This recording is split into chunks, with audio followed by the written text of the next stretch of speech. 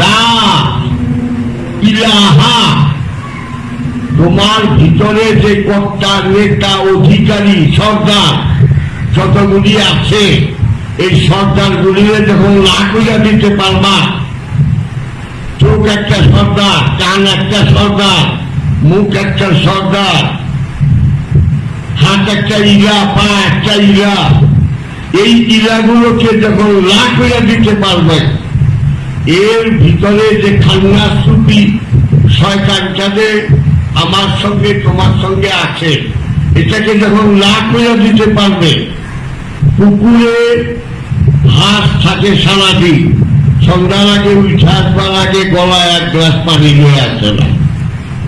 তুমি দুনিয়াতে সেই রকম থাকো হাঁসের মতো, দুনিয়াতেই আছো, অথচ দুনিয়া তোমাকে যেন ওই গলায় বাঞ্জান পানি নিয়ে আসে না। কথাটা বুঝছো?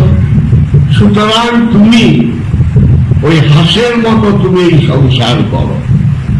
সংসারে চাইতেও তুমি একা, মাহফিলে চাইতেও তুমি একাকিত্ব অনুভব করবে সবখানে। তখন লা ইলাহা, সমস্ত নেতা, কর্তা, অধিকারীদেরকে যখন লা করে দিতে পারবে, তখন ইল্লাল্লাহ, একজন ইলাহ থাকবে।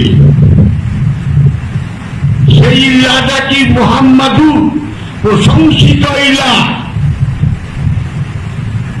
রাসূলুল্লাহ, রসুল রূপে দেখা দেবে। গুরু তখন রসুল হয়ে যায়।